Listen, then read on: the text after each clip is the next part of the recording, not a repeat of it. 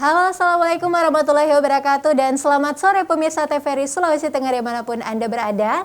Senang sekali kembali kami hadir di sore hari ini seperti biasa dalam program yang akan memberikan Anda informasi seputar dunia kesehatan dan tentu saja juga dapat berkonsultasi langsung dengan narasumber kami. Bersama saya Ayu Poroto, tentu saja di Solusi Menuju Sehat.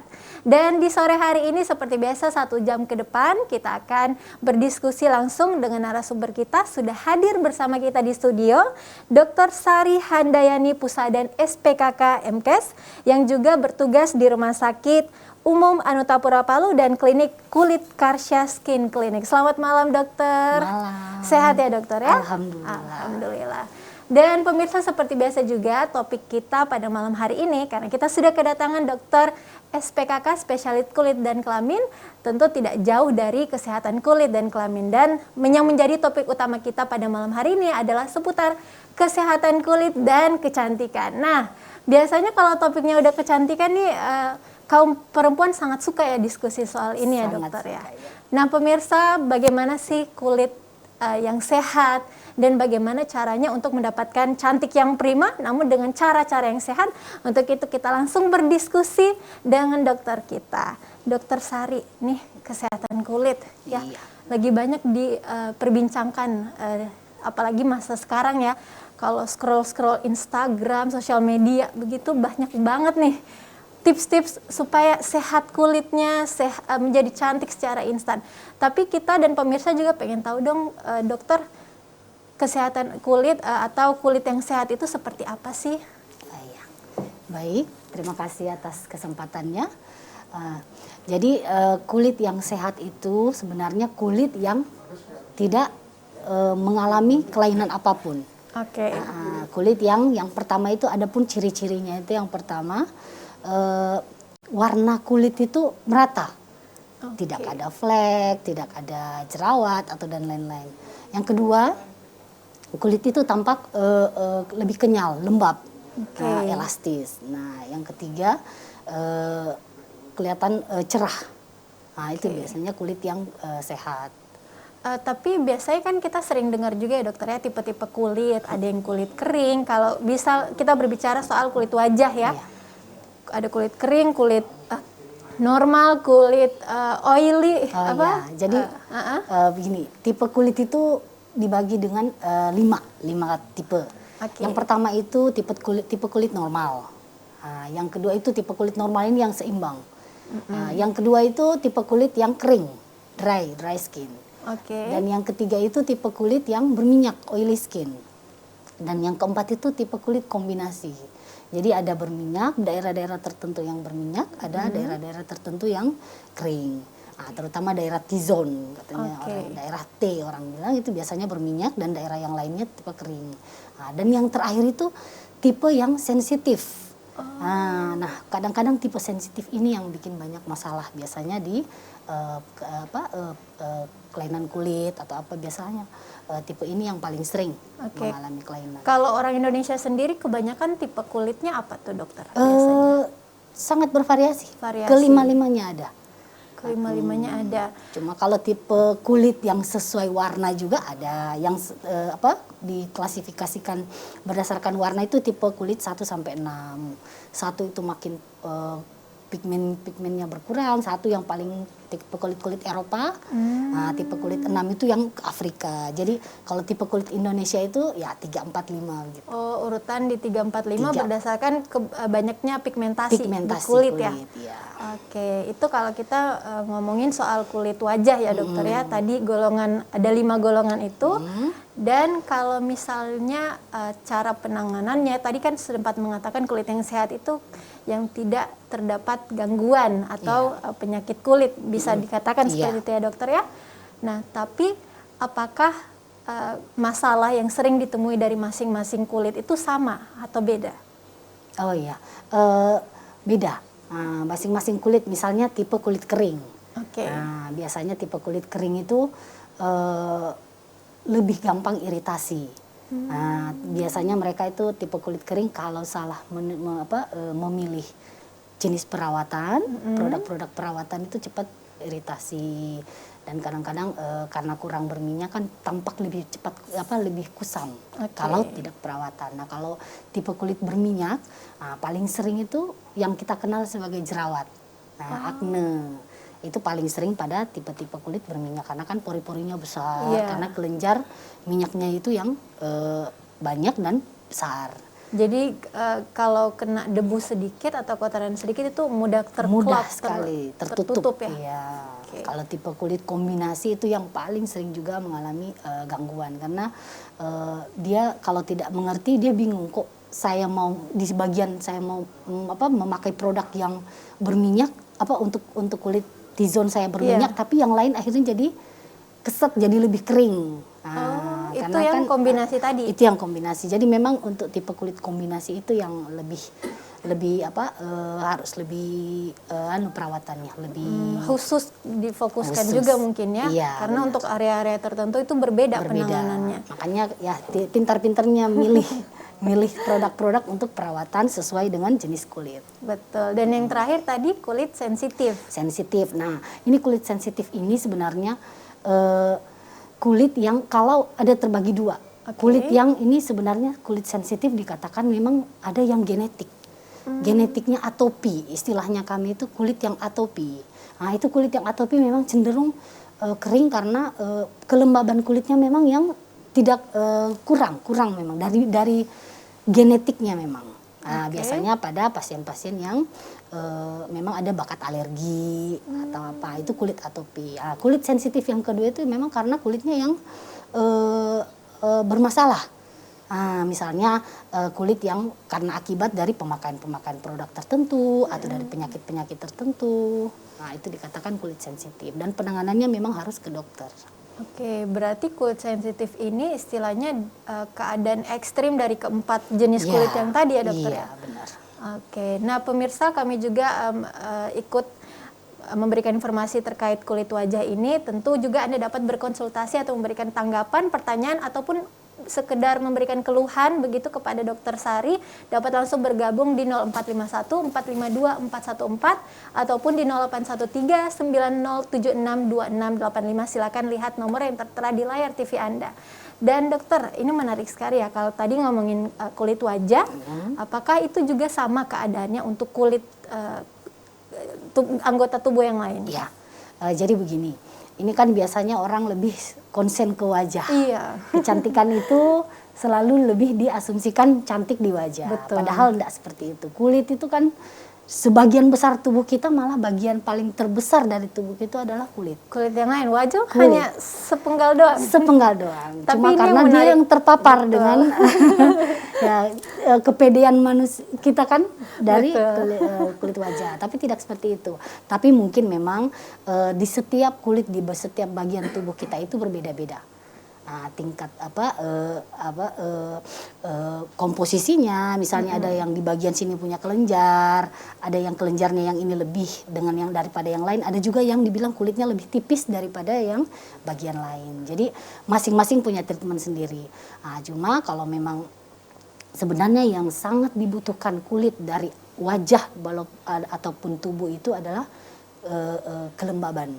Kelembaban yang paling penting itu adalah pertahanan utama kulit selain yang lain-lainnya. Seperti atau pigmen, biasa melanosit. kita sering mendengar skin barrier yang rusak. Iya benar, skin barrier itu adalah salah satunya kelembaban kulit kita yang rusak. Produksi alami dari kelembaban kulit kita yang rusak. Nah itu yang ada pada yang saya katakan tadi, pasien atopi.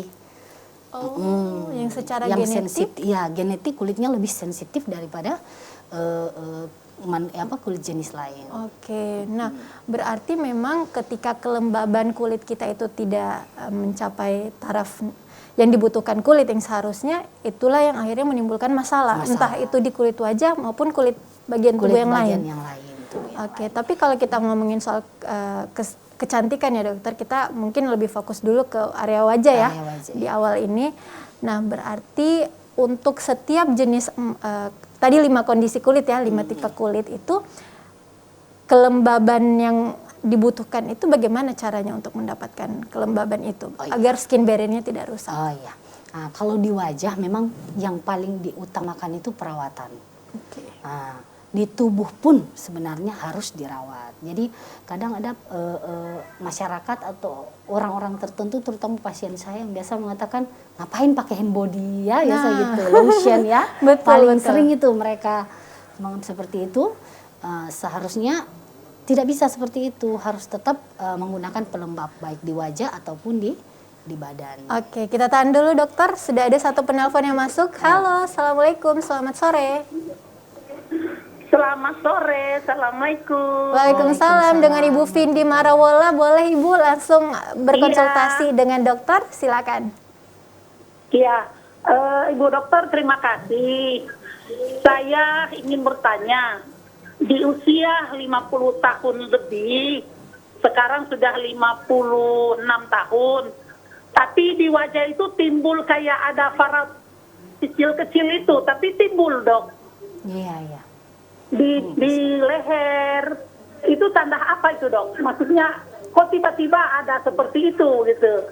Karena kemarin-kemarin dok tidak ada, tapi setelah sekarang timbul. Kemudian bagaimana caranya untuk menghilangkan? Terima kasih dok. Oke, terima kasih Ibu Vindi Marawola. Ini pertanyaannya menarik ini. Saya langsung jadi ingat ibu saya di rumah dokter.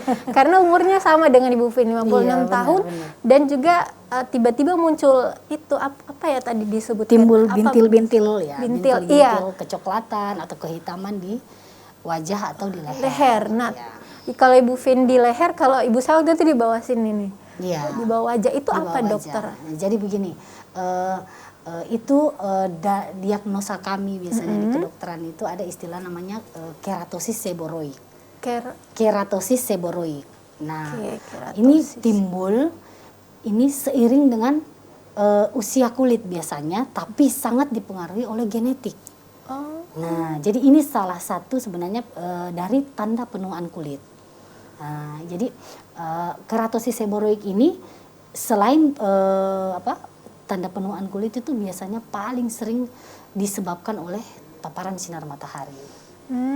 Berarti kalau di zaman mungkin waktu muda dulu tidak sering banyak pakai tabir surya begitu ya.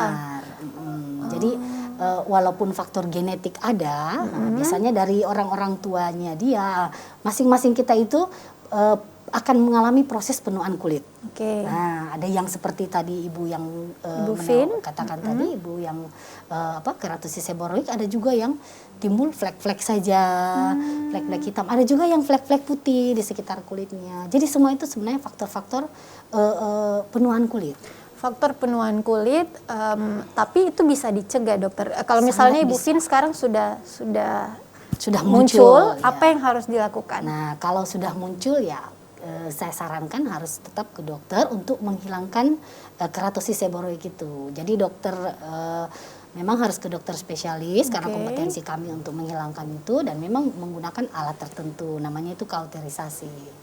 Itu langsung hilang. Oh, berarti bisa langsung hilang. Semacam diekstraksi dokter? Iya, ekstraksi dengan istilahnya bedah listrik, kauterisasi. Itu bahaya tidak dok? Enggak, sama sekali tidak bahaya, cuma ya mengganggu penampilan kosmetiknya. Berarti tadi kondisi keratosis seboroid. Keratosis seboroid, saya takut penyebutan pemirsa takutnya salah sebut ya. Jadi kondisi itu memang salah satu kondisi yang cukup normal dialami oleh orang-orang di masuk usia lanjut, karena itu salah satu tanda penuaan. Nah, cuman cara pencegahannya ya, buat kita yang masih muda lagi dokter ya, biar di masa tuanya itu tidak mengalami. Apakah ada? Ya, sangat ada. Itulah yang ini sebenarnya itu yang saya katakan tadi, perawatan kulit itu sangat penting. Jadi kadang memang usia muda seperti sekarang ini ya tidak ada masalah, belum masalah. Nah, nanti pada saat sudah usia tua muncul satu-satu masalah, dan masalah itu bukan langsung terjadi. Itu memang dari pola kita sebelum-sebelumnya. Makanya yang paling memang utama untuk perawatan kulit itu sangat menghindari dari paparan sinar matahari. Itu memang yang paling sering menyebabkan penuaan kulit lebih dini. Jadi salah satu cara menghindari keratosis seboroid itu adalah menggunakan tabir surya. Tabir surya dan kelembaban kulit ya tetap dijaga. Oh, berarti selalu pakai pelembab di wajah dan di kulit. Lalu digunakan juga tabir surya. Iya, sebaiknya seperti itu. Sebaiknya seperti itu. Pemirsa, kami juga masih menunggu telepon dari penonton yang lain, dari pemirsa yang lain. Sekali lagi Anda dapat masuk di 0451 452 414 atau di 0813 9076 2685. Dokter, kita lanjutkan pembahasan kita mengenai tadi ya wajah, ada 5 tipe jenis kulit, dan juga di kulit bagian tubuh yang lain kurang lebih sama begitu ya dokter ya, beda kondisinya dan beda juga masalahnya yang bisa dihadapi. Tapi ini dok, kalau kita melihat ya orang zaman sekarang itu kayaknya lebih concern ke wajah aja nih. Sampai biasanya wajahnya tuh kinclong banget, terus kulitnya biasa-biasa saja, kayaknya tidak sewarna. Kan tadi dokter sebutkan salah satu ciri-ciri kulit yang sehat adalah warna merata. Nah, apakah yang bisa kita lakukan untuk mendapatkan kulit wajah atau kulit wajah dan bagian tubuh yang lain itu yang sehat seperti apa dokter? Iya, yang banyak fenomena sekarang itu yang seperti itu. Kulit wajah kelihatan putih dan kulit tubuh ya biasa-biasa saja. Jadi itu sebenarnya ada 2 kemungkinan. Yang mungkin yang pertama dia cuma merawat kulit wajah saja. Kulit lain ya dia tidak terlalu peduli. Yang kedua, apalagi kan sekarang wanita-wanita banyak berhijab, jadi betul-betul konsen di kulit wajah.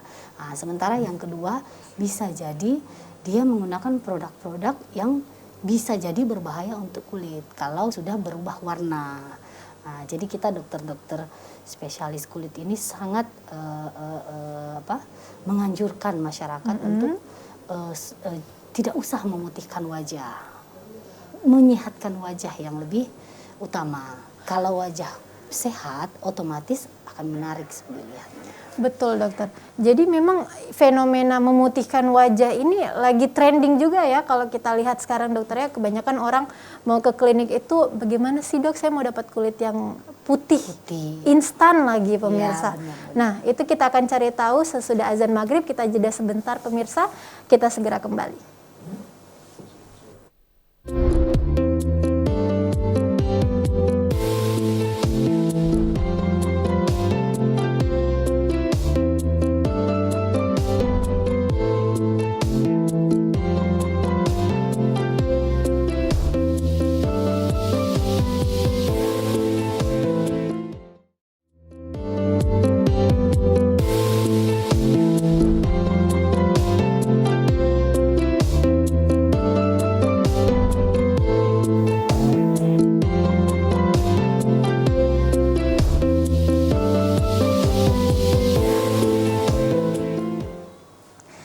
Halo pemirsa, terima kasih Anda masih menyaksikan Solusi Menuju Sehat, dan kita juga masih bersama narasumber kita Dr. Sari Handayani Pusadan, SPKK MKes, yang merupakan dokter di Rumah Sakit Umum Anu Tapura Palu dan juga bertugas di Klinik Kulit Karsha Skin Clinic. Masih mengenai kesehatan kulit dan kecantikan nih dokter. Sembari tadi iklan ya, kita banyak mendapat pertanyaan nih juga dari pemirsa di rumah dan juga beberapa hal-hal yang lagi tren seputar kesehatan kulit dan kecantikan. Tadi kita membahas mengenai 5 jenis kulit. Nah, bagaimana mendapatkan kesehatan atau kulit yang sehat untuk masing-masing 5 jenis kulit tadi, dokter? Ya, jadi basically sama aja sih sebenarnya perawatan itu. Jadi yang paling yang dibutuhkan oleh kulit itu yang pertama itu cleansing. Jadi, pembersihan. Apabila kita rutin membersihkan wajah itu, otomatis wajah akan lebih sehat. Yang kedua itu toner. Toner untuk wajah ya terutama. Toner itu jangan sampai dianggap tidak penting, karena apalagi terutama untuk wajah, toner itu untuk memberikan astringen, istilahnya astringen itu apa, dia mengembalikan pH kulit. Karena pada saat cleansing itu kan biasanya kulit menjadi lebih pH-nya lebih basah. Nah, toner itulah yang mengembalikan keseimbangan pH wajah, sehingga produk-produk perawatan yang lain itu bisa diserap dengan baik, sempurna. Berarti ini memang kalau biasa kan kita perawatan ya pemirsa, apalagi yang kaum perempuan ini pasti tahu ya. Ada banyak tahapan skincare basic lah istilah zaman sekarang ya, apalagi kaum milenial itu merasa semakin banyak urutan atau semakin banyak produk yang dipakai itu semakin sehat, sampai sering terlupakan toner ini. Ya, Dan ternyata toner ini salah satu yang penting karena mengembalikan pH kulit pH kulit ke ke normal kulit masing-masing. Iya. Oke, dan kalau itu udah kembali barulah bisa masuk beberapa Perawatan perawatan yang jenis-jenis produk untuk perawatan kulit. Oke, jadi setelah maaf dokter, saya kembali ke cleansing lagi nih. Metode cleansing kan biasanya ada yang hanya cuci atau sabun wajah gitu ya. Ada pertanyaan tadi masuk ke saya dokter ya, apakah sabun wajah yang kita gunakan itu boleh digantikan dengan yang lain, misalnya sabun badan kalau misalnya kita kehabisan sabun wajah ya, atau mungkin juga bisa pakai yang lain. Kayak kemarin saya pernah pakai Sunlight dokter ya, karena udah keburu dan kepepet terpakai lah itu sabun cuci piring. Bagaimana itu dokter? Oh iya, seharusnya tidak bisa. Seharusnya tidak Jadi, bisa. Termasuk sabun badan tadi? Sabun badan pun, iya, sabun badan ke wajah juga tidak bisa. Karena terutama sebenarnya pemakaian cleansing ini ya sesuai usia. Ada bahkan yang katakan sabun bayi lebih aman, lebih aman, padahal tidak seperti itu juga. Jadi sudah ada produk-produk yang memang khusus untuk sabun untuk wajah. Karena memang wajah lebih spesial ya, karena yang saya katakan tadi ada 5 jenis kulit wajah. Nah, jadi disesuaikan dengan kebutuhan kulit wajah sesuai jenis kulit. Jadi tidak bisa, pH-nya beda, itu lagi yang pertama. Oke, berarti memang tips memilih sabun cuci muka itu atau sabun wajah yang paling tepat yaitu sesuaikan dengan tipe kulit kita masing-masing. Sekali-sekali mungkin bisa, tapi dalam darurat. Sekali 2 kali bisa, tapi jangan seterusnya. Jangan seterusnya, karena bisa merusak kulit ya. Iya, akan merusak.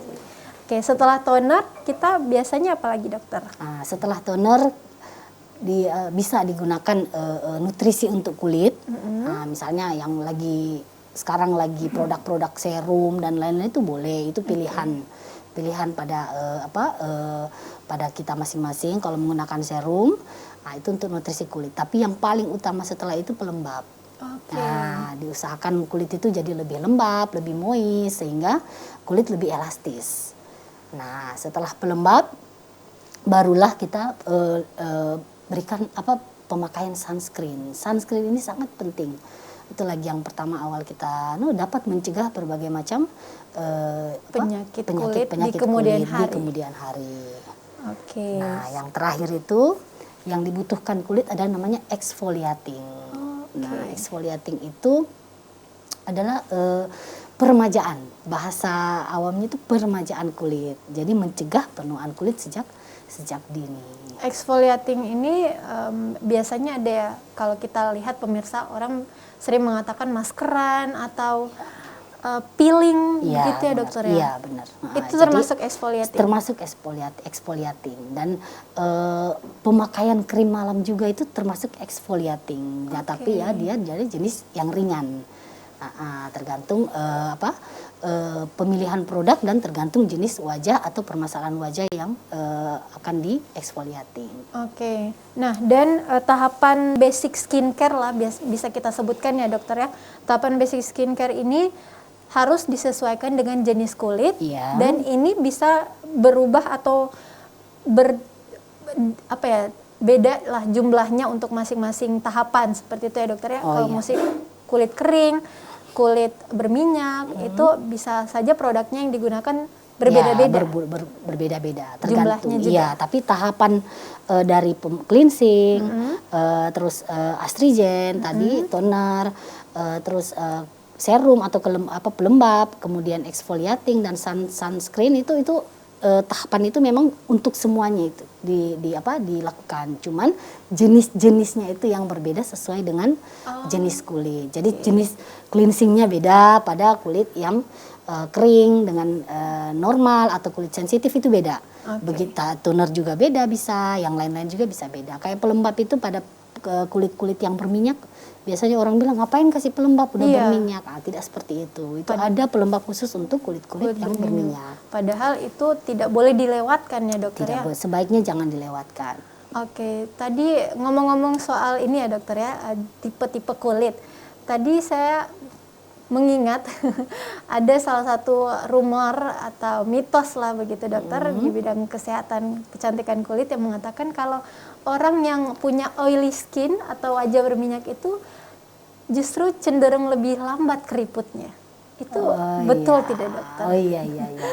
Karena saya mengingat kembali lagi ibu saya di rumah ya. Waktu itu waktu masih 40-an tahun ke bawah itu oily skin banget gitu. Tapi kalau saya bandingkan dengan di usia yang lain sama teman-teman ibu saya itu agak cukup lebih ini wajahnya nggak begitu banyak keriput gitu. Apakah memang itu betul dokter? Atau mungkin oily skin ini karena oilnya lebih banyak jadi lebih lembab dibanding yang lain? Ya. Nah, salah satunya benar juga. Itu kata itu. Jadi sebenarnya tipe oily skin ini kan karena terutama kelenjar minyaknya itu yang banyak dan kadang ada yang sampai besar. Makanya tipe oily skin ini yang pori-porinya itu gede, biasanya orang agak besar. Nah, itu karena kelenjar minyak yang mereka punya juga besar. Nah, kalau kelenjar minyak besar ya otomatis ya kelembaban kulit atau apa mungkin lebih daripada tipe-tipe yang lain yang kering, apalagi yang sensitif. Nah, memang ada benarnya, tapi tidak juga 100% karena itu. Nah, mungkin bisa jadi karena salah satu penyebab keriput itu adanya kolagen. Kolagen di tubuh kita yang sudah mulai semakin umur ya semakin berkurang. Mungkin semakin ada yang rusak, menciut atau sudah mulai tidak seperti kolagen yang masih muda dulu. Jadi sementara kolagen inilah yang mengikat lemak. Nah, jadi kadang-kadang kalau kolagen sudah tidak mengikat lemak, jadi otomatis lemak akan ikut gravitasi, ikut turun. Ya, makanya kulit itu jadi tidak ada bantalannya di bagian tertentu. Istilahnya kendor gitu ya kulitnya ya. Iya, jadi semakin tua ya semakin kendor. Lemak sudah semakin ke bawah semuanya. Itu kolagen yang mengikat lemak seperti itu. Agar tidak terjadi keriput pemirsa. Nah, berbicara tentang kolagen, saya jadi mengingat kembali dokter, banyak sekali produk-produk minuman kolagen. Oh iya. Kalau menurut dokter itu bagaimana? Nah, itu yang di masyarakat kita ya kalau mau memang agak rancu ya. Kolagen kok dari minum. Nah, kolagen itu kan sejenis protein yang menyusun kulit kita selain kulitnya. Jadi ya fungsinya seperti tadi. Jadi kalaupun ada pemberian kolagen dari luar, entah dari minum atau oles itu sebenarnya menurut kami dokter-dokter itu kebohongan publik sebenarnya. Cuman ya bahasa pemasarannya yang seperti itu. Tapi kalau pemberian kolagen dengan cara suntik seperti filler langsung ke tempat target organnya itu memang benar. Hanya saja kolagen yang dari luar itu tidak seperti kolagen produk kita sendiri. Otomatis lama-kelamaan akan menyusut kembali karena kolagen yang diberikan dari protein dari luar. Lantas bagaimana dokter cara kita untuk menjaga jumlah kolagen di tubuh agar tidak berkurang? Itu yang paling utama sebenarnya. Jadi kita ini Tuhan sudah kasih kita kolagen dari kecil ya. Dari kecil, dari masa remaja. Ya itu yang harusnya kita jaga.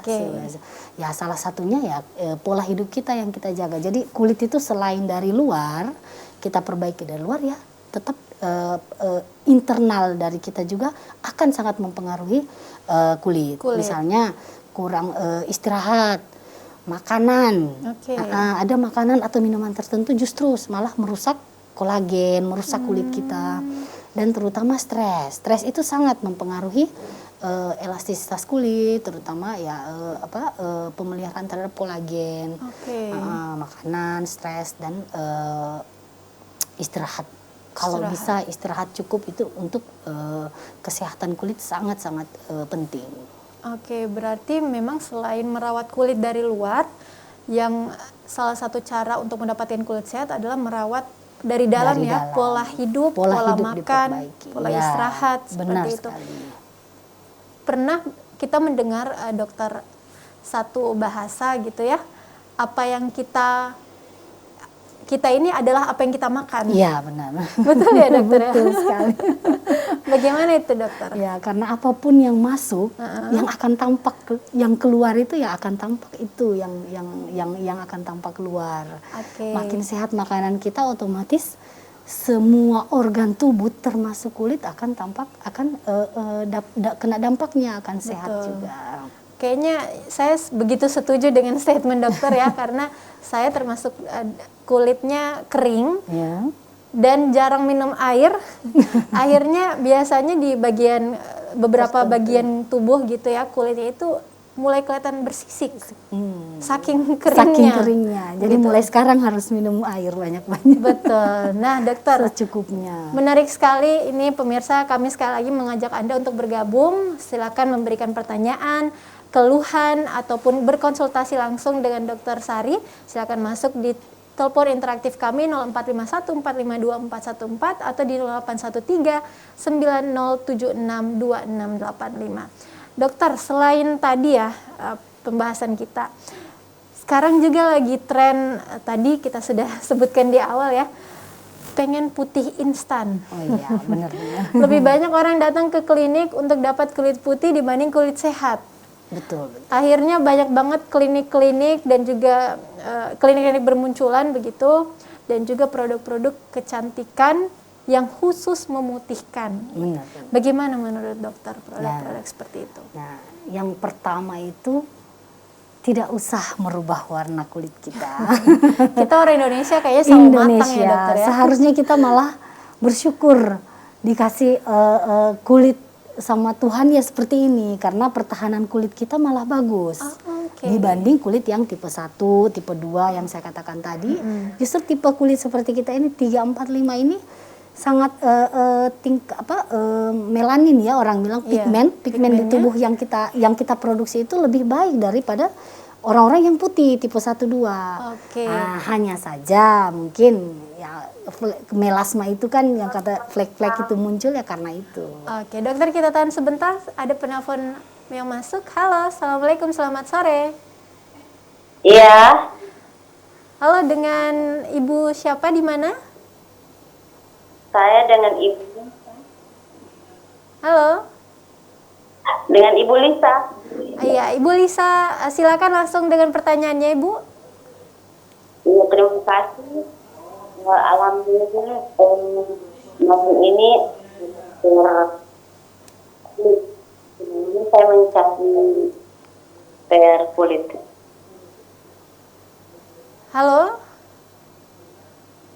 Halo. Iya, silakan Bu Lisa langsung pertanyaannya ke Bu Dokter. Saya tanyakan ini kepada Bu Dokter. Iya.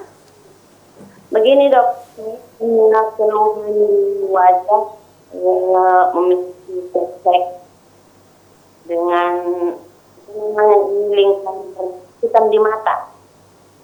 Flek-flek hitam di mata. Di mata, terus dibilang mata apa? Oh, di bawah bola mata, di bawah kantung mata ya, Bu Lisa ya? Iya. Oke. Dan ada flek. Oke, itu saja pertanyaannya, Bu. Iya. Kira-kira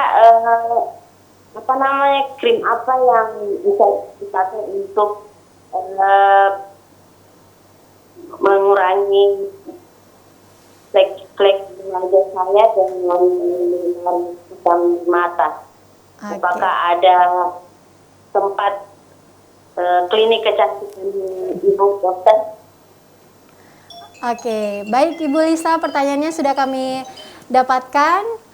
Ya, kita ya baik. Terima kasih Bu Lisa. Pertanyaan sudah kami dapatkan dan akan langsung dijawab oleh Dokter Sari. Silakan Bu Dokter, pertanyaannya Ibu Lisa ini mengenai flek-flek hitam ya, dan juga kantung mata yang agak hitam nih. Ya, mata yang apa? Di bawah mata yang di bawah hitam. mata. Orang awam bilang itu apa ya? Mata panda ya? Iya. Ya. Nah, itu kalau mata panda memang ada beberapa penyebab. Salah satunya juga genetik bisa. Nah, dan yang kedua juga memang karena mata yang perawatan terhadap mata yang kurang. Misalnya tidur yang tidak cukup, Oke. atau penggunaan perawatan mata yang kurang. Nah, itu bisa menyebabkan Mata panda. mata panda. Nah, ada beberapa treatment atau pengobatan terhadap mata panda. Yang pertama itu bisa dari laser atau bisa dari penggunaan produk-produk tertentu bisa. Yang kedua itu bisa dengan secara alami. Cuma memang bisa ke dokter, ada namanya eye cream yang paling terkenal sekarang itu eye cream itu yang sekarang cuma memang perbaikan terhadap mata panda itu perlahan-lahan karena pembentukan mata panda juga itu melalui proses yang panjang. Jadi tetap kalau ibu Lisa mau bisa ke klinik-klinik kecantikan, ke klinik-klinik bukan kecantikan ya, klinik-klinik kulit yang mungkin ada dokter-dokter yang berkompetensi untuk itu. Tadi Bu Lisa menanyakan tempat yang direkomendasikan dokter. Mungkin Bu Lisa bisa langsung datang ke klinik Karsya Skin Clinic ya, yang boleh. sudah ada dokter Sari yang nanti bisa berkonsultasi lebih lama ya. Kalau di TV kan hanya 1 jam saja nih, pemirsa. Bisa juga nanti langsung mendatangi klinik dokter Sari di Karsya Skin Clinic. Nah, itu tadi mengenai menyamarkan kantung Mata hitam panda, ya atau mata panda. Ya, kita tahan sebentar. Ada penelpon selanjutnya. Halo, assalamualaikum, selamat malam. Iya, malam. Ya, dengan siapa di mana? Rin di Iya, Ibu Rin, silakan Bu dengan pertanyaannya langsung ke Dokter Sari. Iya, Dok. Kalau untuk menghilangkan bekas jerawat yang kemerahan bagaimana? Bekas jerawat yang Bekas jerawat yang merah. bekas jerawat merah. Oh iya. Ini kayaknya Iya. untuk kasus jerawatnya sudah berapa lama? Udah 6 bulanan. 6 bulanan.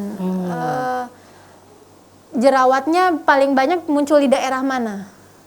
Pipi. Daerah di pipi. Bagaimana dokter, informasinya cukup? Ya, cukup. Cukup. Umur usia. Oh, usia Ibu Rin? 23. Riwayat pemakaian apa sebelumnya? 23 tahun. Iya, Oke, riwayat. baik Ibu Rin, informasinya cukup. Boleh dimatikan teleponnya, langsung dijawab oleh Dokter Sari. Terima kasih. Oke, baik. Ini untuk jerawat, bekas jerawat ya yang kemerahan. Iya. Biasanya kan kita ketahui bekas jerawat itu ada yang hitam, ada yang scar ya, yang Iya. lubang-lubang. Bopeng gitu ya, dokter yang ya? ibu tanya ini tentang jerawat yang bekasnya merah kemerahan.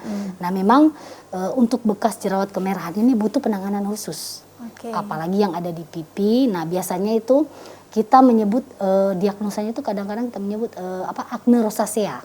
Acne rosacea. Acne rosacea. Itu jerawat yang memang tidak, istilahnya meradang terus menerus. Oke. Nah, kalau acne rosacea ya tetap ibu harus Ke klinik ke dokter ya. ke spesialis kulit, karena memang kompetensi untuk spesialis kulit, bukan untuk yang dokter general medicine. Oke, karena memang kalau berbicara soal jerawat itu penyebabnya beda-beda ya dokter ya. Beda-beda. Ada yang pola makan, ada yang memang jamur, Ya, seperti benar. itu.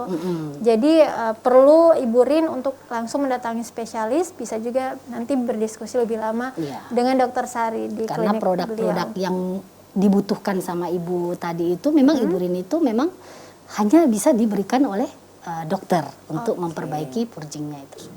Oke, apa tadi dok? Purging?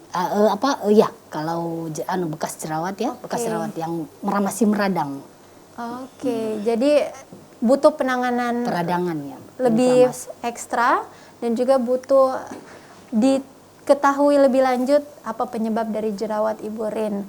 Dan pemirsa, masih ada satu pertanyaan tadi yang belum sempat dijelaskan ya dokter ya, mengenai flek hitam. Oh iya, tadi ya Ibu Lisa Iya, ya. Ibu Lisa, Iya, betul. itu saya lupa juga. Apa penyebab dan bagaimana cara menghilangkan flek Ya, hitam? flek hitam itu penyebabnya sangat banyak juga, multifaktorial. Yang pertama itu biasanya dari sinar UV, Oke. matahari. Yang kedua dari hormonal, Oke. ya seperti pemakaian KB atau dan lain-lain. Yang ketiga itu dari obat-obatan tertentu yang diminum. Nah, kalau flek tergantung lagi apa dia tipe yang di permukaan saja epidermis atau yang di dalam tipe deep dermal. Nah, kalau tipe yang di epidermis biasanya beriring waktu itu akan hilang dengan sendirinya. Tapi kalau tipe dermal yang lebih di bawah itu butuh penanganan dari spesialis kulit. Oke, yang membedakan penampakannya ini apa dokter? Penampakannya biasanya kalau tipe yang dalam itu dia lebih lebih besar, lebih dari 0,5 diameternya lebih dari 0,5 cm.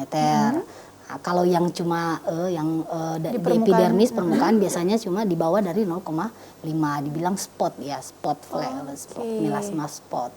Nah, biasanya gitu, dan warnanya biasanya lebih dark, lebih hitam, lebih gelap pada yang di dalam, yang lebih di dalam. Oke. Berarti itu area benjolan kah, berupa benjolan? Bukan, dia cuma makula istilahnya, cuma perubahan warna pada kulit tanpa ada peninggian dari kulit, tanpa ada benjolan atau kesan kulit yang menimbul, tidak. Dia cuma benar-benar datar, cuma perubahan warna. Oke, lantas bagaimana cara menyembuhkan flek hitam itu, dokter? Itu dia. Kalau flek hitamnya lebih dalam, biasanya penyebabnya adalah sinar UV atau hormonal, itu memang sebaiknya harus ke dokter, ke spesialis, karena ada pemberian krim-krim tertentu atau bisa juga dengan pemberian laser. Laser juga bisa untuk perbaikan kulit untuk menghilangkan melasma. Berarti memang salah satu dampak dari paparan sinar UV ini banyak sekali ya tadi. Banyak sekali. Flek hitam juga tadi yang di awal itu yang benjolan gitu, keratosis seboroid. Iya, seperti itu. Jadi pemirsa, begitu penting tadi buat Anda untuk melakukan basic skincare yang ditutup dengan tadi skin barrier, tabir surya atau sunscreen begitu pemirsa ya. Nah, dokter, biasanya apalagi penyakit-penyakit yang sering dijumpai di klinik dokter? Biasanya orang datang ke klinik itu membawa masalah apa? ya sebenarnya kan ini apalagi klinik terkenal kan namanya klinik orang-orang awamnya klinik kecantikan, spesialis kulit. Klinik kesehatan kulit. Padahal seluruh kulit sebenarnya. Betul. Cuma memang lebih banyak mereka yang datang pasti punya masalah kulit. Nah, seperti itu lagi flek, jerawat. Ada juga penyakit-penyakit yang lain seperti keratosis seboroid tadi, neurodermatitis yang gatal, dermatitis yang berbagai macam dermatitis karena alergi atau karena infeksi dan lain-lain, atau juga bahkan penyakit-penyakit kelamin sangat banyak juga datang ke klinik kami. Oke, nah dokter, itu tadi kita lebih banyak membahas wajah ya. Nah, kalau untuk treatment kulit badan gitu ya, apakah juga sama nih tahapannya seperti tadi dengan tahapan di kulit wajah? Oh iya, kalau kulit badan mungkin yang paling utama cleansingnya itu. Cleansingnya itu jangan terlalu memilih sabun-sabun yang pH-nya terlalu tinggi. Atau jadi carilah sabun-sabun yang lebih lembut. Adapun sabun-sabun yang tertentu seperti antiseptik itu boleh tetap dipakai pada keadaan-keadaan tertentu. Misalnya jangan sebagai perawatan sehari-hari ya. Nah, paling bagus memang sabun yang lembut. Nah, yang kalau kita habis mandi itu tidak terlalu kering di kulit. Biasanya masih ada pelembabnya kayak gitu. Berarti lebih baik memilih sabun yang sesuai pH kulit. Betul gitu ya? Sekali. pH kulit kita normalnya 7,5 ya dokter ya? Seimbang kan? Seimbang, pH seimbang. Jadi biasanya juga kita memilih sabun gitu ya, pengen yang sesuai wangi yang kita suka gitu dokter. Itu bagaimana dok? Nah, tidak ada masalah sebenarnya memilih sabun yang wangi. Yang penting kita atau personnya itu tidak alergi terhadap pewangi tersebut. Karena ada beberapa pasien juga alergi terhadap sabun-sabun yang punya pewangi. Oke. Karena kita sedang membahas sabun nih dokter ya, apakah ada sabun yang juga misal menyebabkan penyakit kalau tidak sesuai? Biasanya jerawat punggung. Oh iya. Apakah itu ada disebabkan sabun. ya akibat sabun yang salah pilih. Oh iya, seperti itu. ya, yang memang sekarang ini kan selain jerawat di wajah kan Iya. ada jerawat badan istilahnya ya, Betul. punggung paling banyak. Nah itu bukan karena sabun. Oh bukan.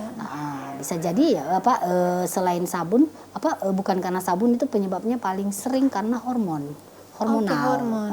atau pemakaian obat-obat tertentu atau genetik. Jadi pada orang-orang tertentu bisa muncul jerawat di badannya, karena ada memang di badannya tersebut kelenjar yang menyebabkan jerawat itu ada, dan pada orang tertentu diaktifkan oleh pola hidupnya dia. Oke. Nah, kalau berbicara mengenai sabun organik, Dok, ini kan juga lagi tren banget ya di sosial media. Iya. Sabun organik, sampai juga saya sudah menggunakan sabun organik nih, Dokter. Iya. Tidak ada masalah sih sebenarnya kalau sabun organik. Yang penting itu saya katakan tadi pH-nya yang sesuai. Kalau organik malah lebih katanya ya karena herbal ya, lebih alami, lebih apa, itu tidak ada masalah. Untuk pemakaian cleansing badan itu tidak ada masalah. Makanya saya bilang kenapa orang-orang sekarang kok apalagi ya masyarakat yang memang tingkat pendidikannya mungkin menengah atau bahkan menengah ke bawah itu pemakaian pelembab, lotion itu mereka anggap Tidak penting. tidak penting. Nah, sementara mereka setiap hari mandi. Setiap hari mandi, setiap hari kulitnya itu terpapar oleh sabun-sabun. Iya. Jadi harus diimbangi dengan pemberian Lotion. lotion. Lebih Kalau bagus pelembab ya. pelembab. Jadi memang lotion itu sangat penting untuk perawatan kulit kita. Oke, Dokter, saya udah dikode ini dari tadi. Iya. Bagaimana menurut Dokter, ini menarik sekali ya pemirsa, begitu banyak edukasi yang kita terima mengenai kesehatan kulit, dan juga tadi sudah Dokter paparkan bagaimana cara mendapatkan kulit yang sehat. Boleh berikan satu kesimpulan dan juga pesan ke seluruh masyarakat yang sedang menonton? Jadi kesehatan kulit itu sangat penting. Kulitnya kita ini hanya diberikan oleh Tuhan ya untuk dipelihara. Jadi kulit wajah, kulit badan itu semua harus dipelihara. Jadi tidak usah lagi terpengaruh dengan ada perawatan untuk pemutih, seperti untuk wajah, untuk badan. Ini yang sekarang lagi marak di masyarakat, itu yang sangat-sangat salah pada pengertiannya terhadap masyarakat. Jadi kulit yang sehat adalah kulit yang yang bright ya, yang bersinar, yang sehat. Jadi tidak perlu ada pemutih atau dan lain-lain. Oke, baik. Itulah pemirsa tadi perbincangan kita bersama Dr. Sari Handayani Pusat dan SPKK MKes, yang juga merupakan dokter spesialis kulit di Rumah Sakit Umum Anutapura Palu, dan juga bertugas di klinik kulit Karsya Skin Clinic. Terima kasih dokter atas waktunya. Terima dan kasih. Pemirsa, kita akan berjumpa lagi di program Solusi Menuju Sehat selanjutnya. Terima kasih sudah bersama kita dari pukul 6 waktu Indonesia Tengah, dan saat ini kami pamit. Wassalamualaikum warahmatullahi wabarakatuh. Selamat malam.